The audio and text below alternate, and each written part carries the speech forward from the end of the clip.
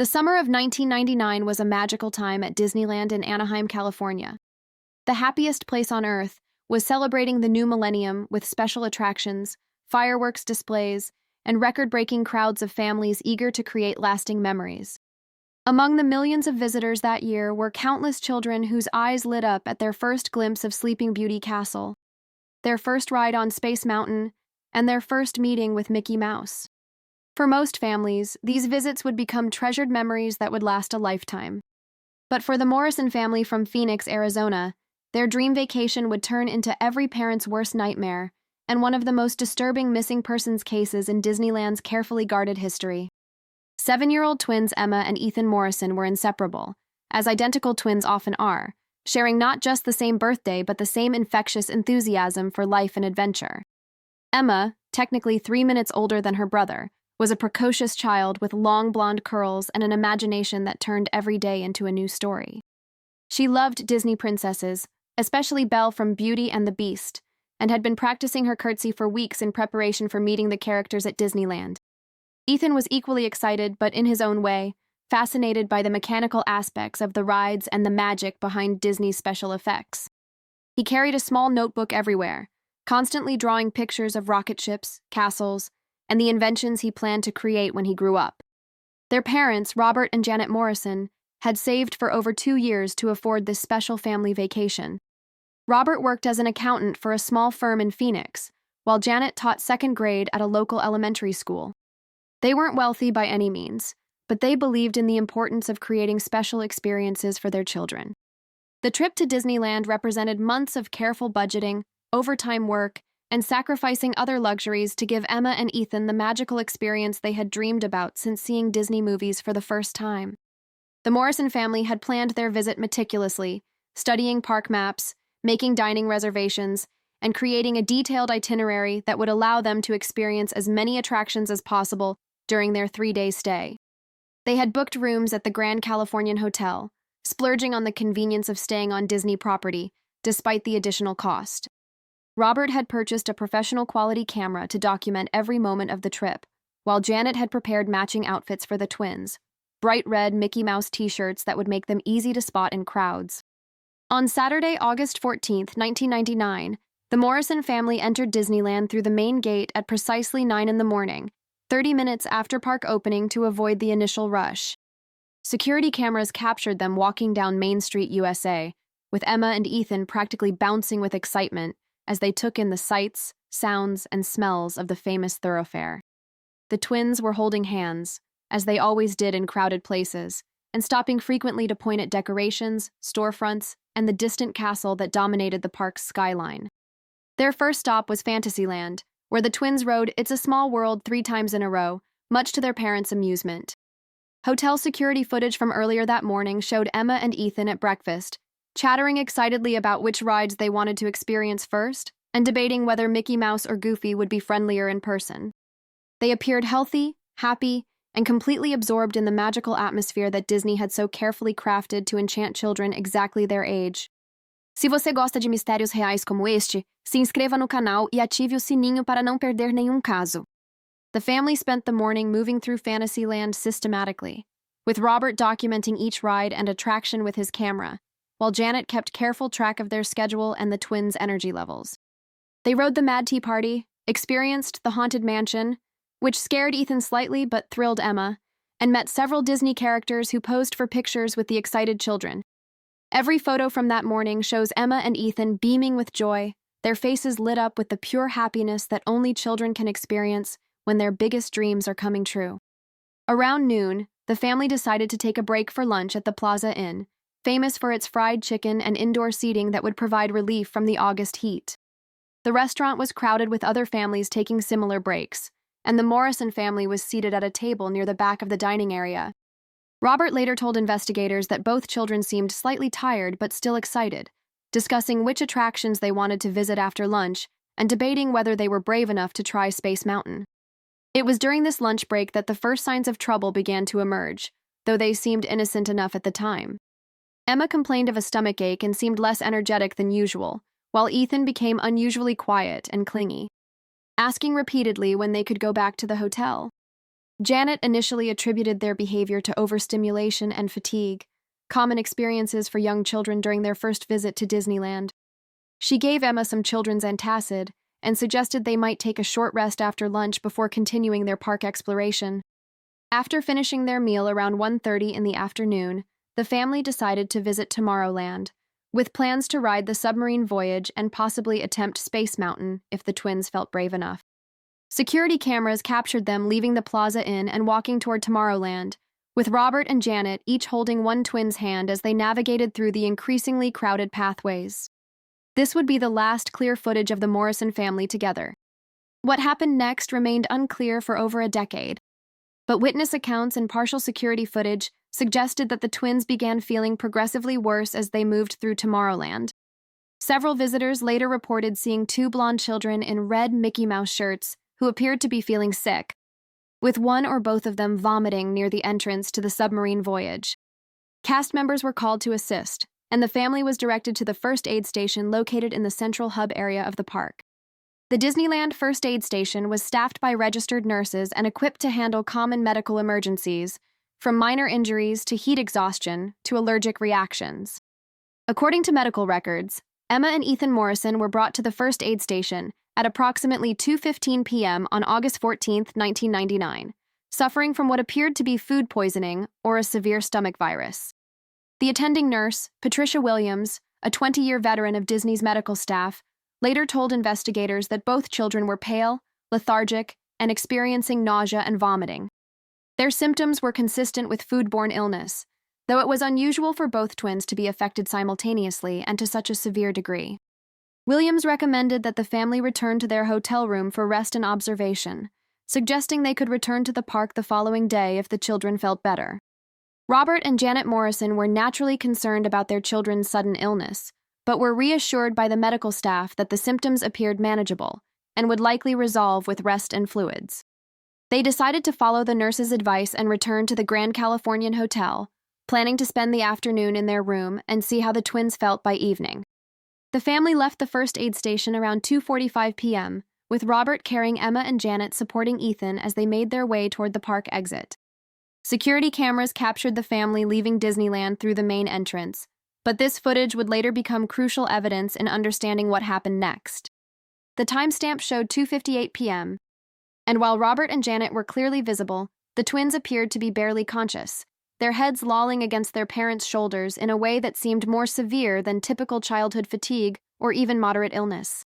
The family's hotel room was less than a 10-minute walk from the park entrance, but they never arrived at the Grand Californian Hotel. Hotel security reviewed all footage from the afternoon and evening of August 14th, but there was no record of the Morrison family returning to their room.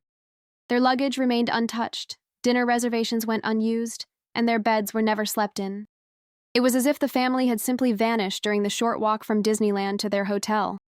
When the family failed to check out on Monday morning as scheduled, hotel management attempted to contact them in their room.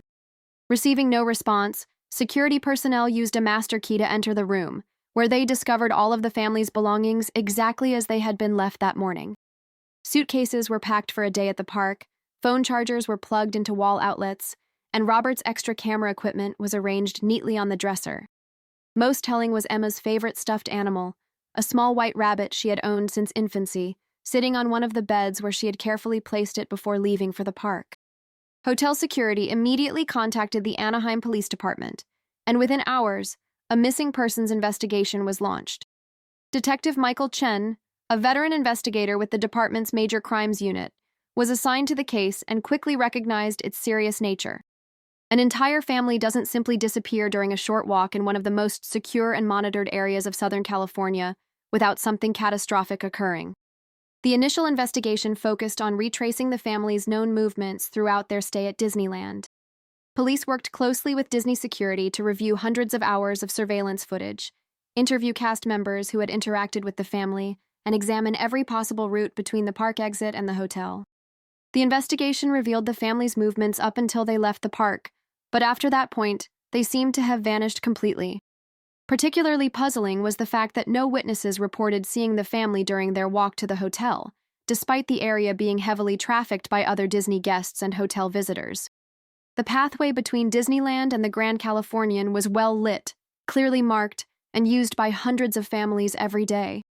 For an entire family to disappear along this route without anyone noticing seemed almost impossible. The investigation expanded to include the twins' sudden illness and their visit to the first aid station. Medical records were reviewed, the attending nurse was interviewed extensively, and toxicology experts were consulted to determine whether the children's symptoms could have been caused by something other than food poisoning. The timing of their illness, occurring just before their disappearance, raised concerns about whether they might have been deliberately poisoned by someone with malicious intent. FBI agents joined the investigation due to the possibility of kidnapping and the case's high-profile nature. The disappearance of an entire family from Disneyland attracted national media attention, with news outlets across the country covering the story and broadcasting photos of the Morrison family. Tips poured in from across the United States, with reported sightings from California to Florida, but none proved to be credible upon investigation. The case became one of the most intensive missing persons investigations in Orange County history, involving dozens of law enforcement officers, FBI agents, and Disney security personnel. Every employee who had worked at Disneyland on August 14th was interviewed. Background checks were conducted on anyone who had access to the areas where the family was last seen, and polygraph tests were administered to key witnesses. Despite these extensive efforts, no solid leads emerged. Robert and Janet Morrison's families were devastated by the disappearance. Robert's brother, David Morrison, traveled from Denver to coordinate with law enforcement and media outlets, while Janet's sister, Linda Patterson, established a reward fund and organized volunteer search efforts. The extended family couldn't understand how their loved ones could simply vanish, especially Robert and Janet, who were described by everyone as cautious, responsible parents who would never take unnecessary risks with their children's safety. As months turned into years, the case gradually faded from national headlines, though local law enforcement and the FBI continued to investigate any credible leads.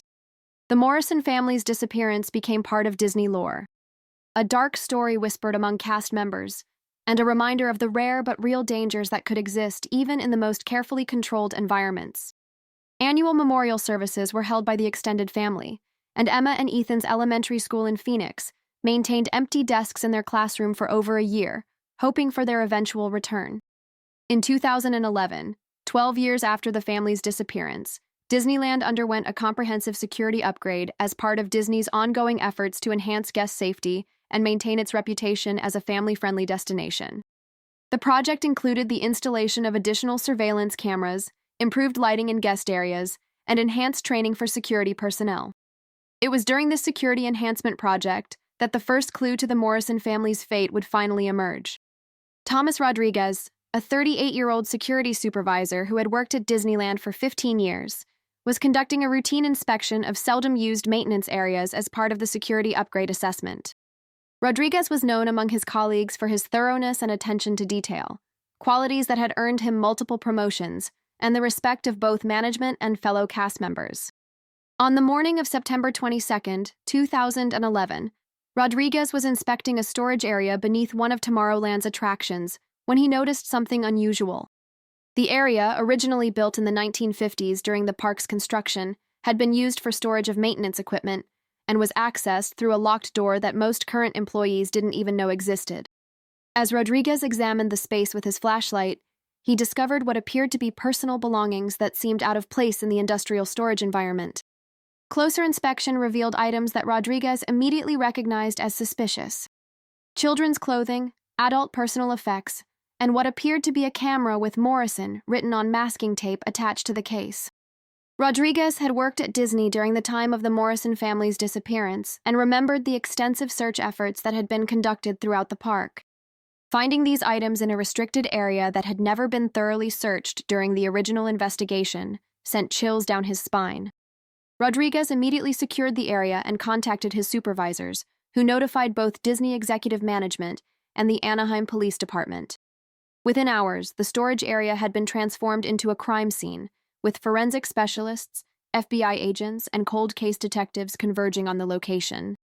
What they discovered in that forgotten storage room would finally provide answers to the 12-year-old mystery, but those answers would prove more disturbing than anyone had imagined. A comprehensive forensic examination of the storage area revealed the remains of 4 individuals, 2 adults and 2 children, along with personal belongings that were definitively identified as belonging to the Morrison family. The condition of the remains and the items found with them told a horrific story of what had happened during those lost hours between the family's departure from Disneyland and their planned return to the hotel. Forensic analysis revealed that all 4 family members had died from acute poisoning, with toxicology reports showing extremely high levels of a rare industrial chemical in their systems. The poison was not something that could have been accidentally ingested. It had been deliberately administered, most likely through food or drinks given to the family sometime during their visit to the park. The twins' symptoms at the first aid station were consistent with the early stages of this type of poisoning. Most disturbing was the discovery that the family had been transported to the storage area while still alive, but incapacitated by the poison. Evidence suggested they had been hidden in the remote location until the chemical took full effect, ensuring their deaths would occur away from public areas where they might be discovered. The person responsible had intimate knowledge of Disneyland's layout, access to restricted areas, and the ability to move an entire family without being detected by security systems or other employees. The investigation immediately focused on current and former Disney employees who would have had the access and knowledge necessary to commit such a crime. The use of industrial chemicals suggested someone with access to maintenance supplies, while the choice of hiding location indicated detailed knowledge of the park's less visible infrastructure. One name that emerged during this investigation was Marcus Webb, a former Disney maintenance worker who had been employed at the park during the summer of 1999. Webb had been terminated from his position in October 1999 for stealing company property and exhibiting erratic behavior around guests, just 2 months after the Morrison family's disappearance. His personnel file contained multiple complaints about inappropriate interactions with visitors, particularly families with young children. Webb had worked in Tomorrowland maintenance, giving him access to the storage area where the Morrison family's remains were found. His job responsibilities included handling industrial cleaning chemicals, some of which matched the poison found in the family's systems. Former colleagues described him as antisocial and resentful toward park visitors, whom he viewed as entitled and disrespectful toward Disney employees. The FBI launched a nationwide manhunt for Webb, who had left California shortly after his termination and had lived in various states over the intervening years. His employment history showed a pattern of short-term jobs that ended in termination or conflict with supervisors, often related to inappropriate behavior or theft. Webb was finally located living in a rundown apartment in Las Vegas, Nevada, working under an assumed name at a local maintenance company. When federal agents attempted to arrest him, he initially denied any knowledge of the Morrison family or their disappearance. However, when confronted with forensic evidence linking him to the crime scene and timeline, he gradually began to reveal details of what had happened 12 years earlier.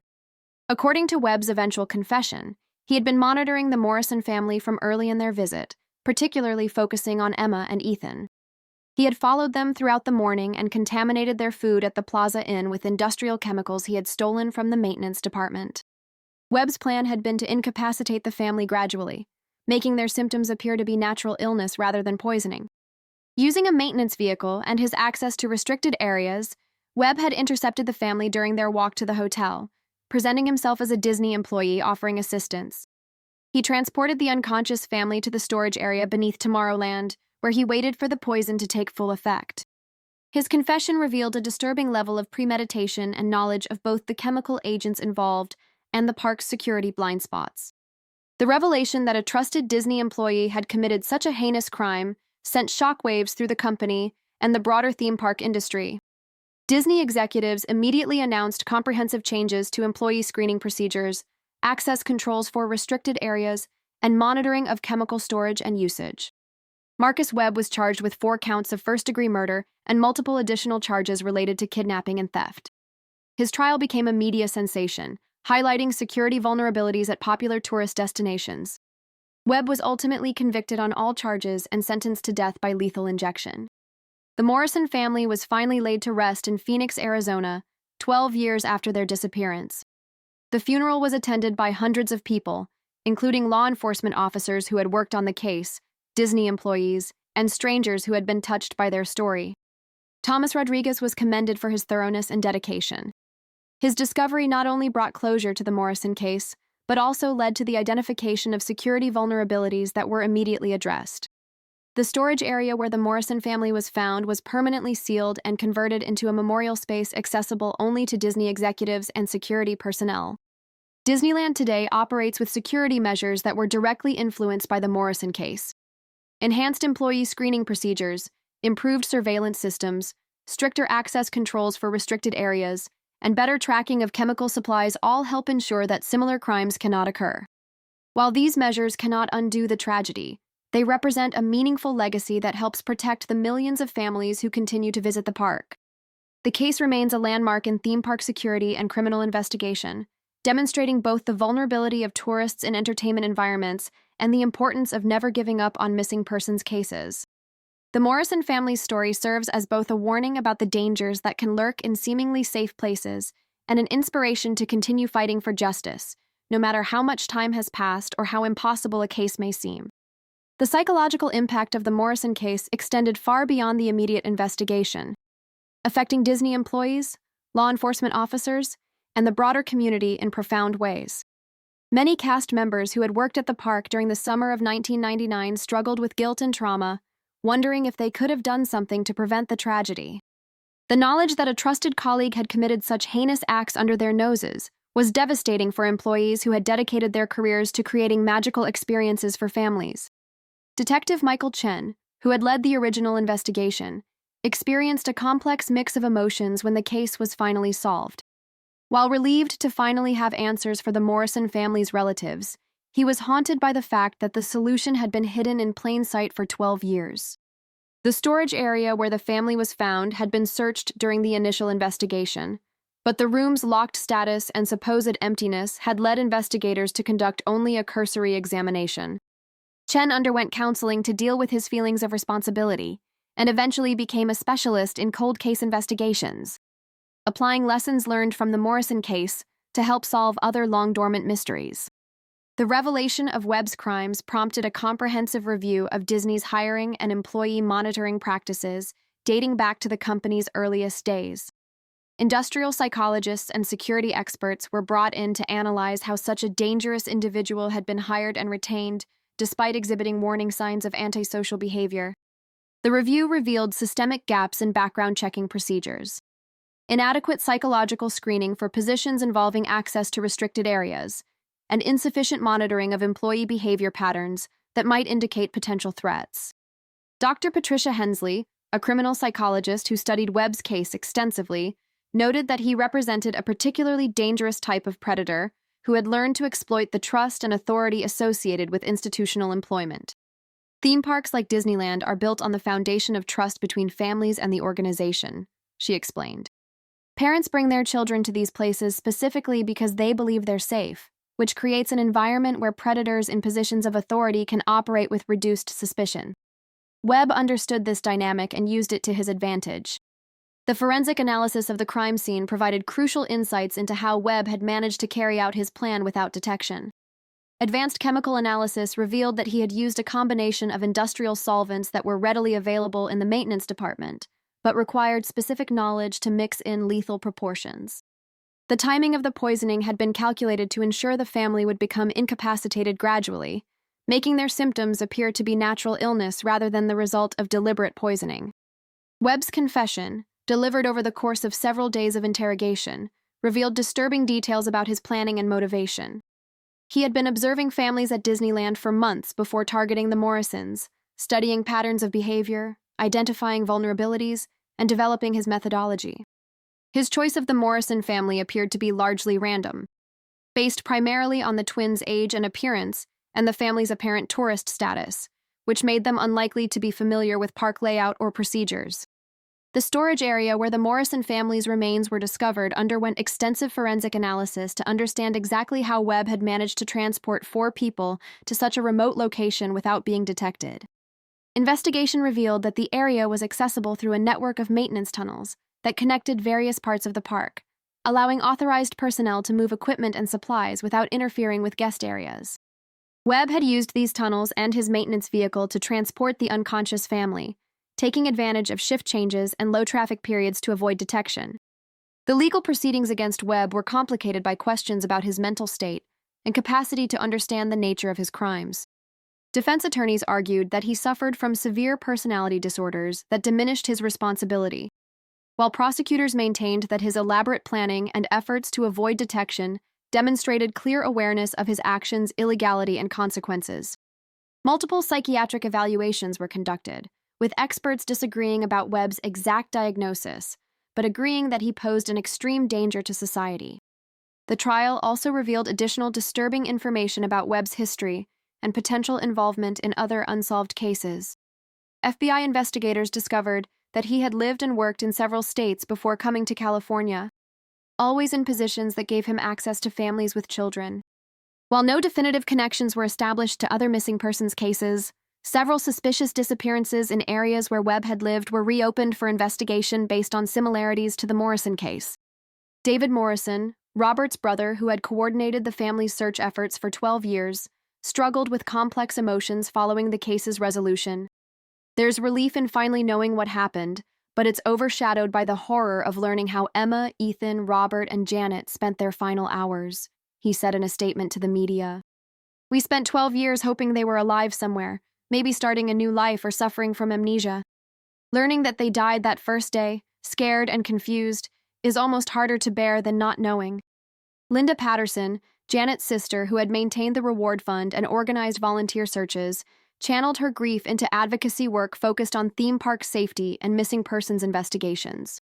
She established the Morrison Family Foundation, which works with law enforcement agencies and entertainment venues to develop improved security protocols and provide support services for families of missing persons. The foundation has been instrumental in promoting legislation requiring enhanced background checks for theme park employees and mandating regular security audits of entertainment facilities. The impact of the Morrison case extended throughout the entertainment industry, prompting major theme parks, amusement centers, and family entertainment venues across the United States to reevaluate their security measures and employee screening procedures. Universal Studios, Six Flags, Cedar Fair, and other major operators implemented new protocols for background checking, chemical storage security, and monitoring of employee access to restricted areas. The changes were costly, but were deemed essential for maintaining public trust and preventing similar tragedies. Technology played a crucial role in both the initial investigation and the eventual solution of the Morrison case. Advanced DNA analysis techniques that were not available in 1999 were used to confirm the identity of the remains found in the storage area. Digital forensics specialists recovered data from Robert Morrison's camera, which had been damaged by 12 years of storage, but still contained images from the family's final day that helped investigators understand their movements and timeline. The development of improved surveillance technologies was directly influenced by the Morrison case, with Disney and other entertainment companies investing heavily in comprehensive camera coverage, facial recognition systems, and automated monitoring of restricted areas. These technologies help ensure that unauthorized access is detected immediately, and that suspicious behavior patterns are identified before they can escalate into criminal activity. Employee training programs were completely redesigned in response to the Morrison case, with new emphasis on recognizing and reporting suspicious behavior, understanding the psychology of predators who target families, and maintaining vigilance even in seemingly routine situations. All Disney cast members now receive annual training on security awareness, emergency procedures, and the importance of reporting any concerns about colleague behavior or guest safety. The storage area where the Morrison family was found became a focal point for ongoing security training at Disneyland. New employees in security and management positions are taken to the sealed memorial space as part of their orientation, where they learn about the case and its implications for their responsibilities. The visits are somber reminders of what can happen when security protocols fail, and the importance of maintaining constant vigilance in protecting guests. Annual memorial services for the Morrison family have become important events for both the extended family and the broader community affected by the case. These gatherings serve multiple purposes: honoring the memory of Emma, Ethan, Robert, and Janet, providing support for other families affected by similar tragedies, and maintaining awareness about the ongoing need for security improvements and vigilance in protecting vulnerable visitors to entertainment venues. The Morrison case has been studied extensively by criminal justice researchers, security professionals, and theme park industry experts. Academic papers have been written about various aspects of the case, from the psychology of workplace predators to the effectiveness of different investigative techniques in complex missing persons cases. The case is now included in the curriculum at police academies, security training programs, and hospitality management schools as an example of both the challenges and opportunities in protecting guests in large-scale entertainment environments. International implications of the Morrison case have led to changes in theme park security protocols worldwide. Disney's international properties, as well as other major entertainment venues in Europe, Asia, and other regions, have implemented enhanced security measures based on lessons learned from the investigation. The case has become a reference point for discussions about tourist safety, employee screening, and the responsibilities of entertainment companies to protect their guests. The technological innovations developed during the Morrison investigation have been applied to numerous other missing persons cases, both at Disneyland and in other contexts. Digital forensics techniques pioneered during the analysis of Robert Morrison's camera have helped solve cold cases involving damaged electronic devices. Chemical analysis methods developed to identify the specific poisons used by Webb have been used in other criminal investigations involving industrial chemicals. Today, families visiting Disneyland benefit from security improvements that were directly influenced by the Morrison tragedy. Enhanced surveillance systems, improved employee monitoring, stricter access controls, and better chemical storage security all contribute to a safer environment for the millions of families who visit the park each year. While these measures cannot bring back Emma, Ethan, Robert, and Janet Morrison, they represent a meaningful legacy that continues to protect other families seeking the magic that the Morrisons were tragically denied. The story of the Morrison family serves as a powerful reminder that evil can exist even in places specifically designed to be safe havens for children and families. Their case demonstrates the importance of maintaining vigilance, implementing comprehensive security measures, and never giving up hope in missing persons investigations. While their lives were cut short by unimaginable evil, their memory lives on in the countless safety improvements that protect other families, and in the continuing efforts to ensure that no family ever again experiences such a devastating loss in a place meant to create joy and wonder.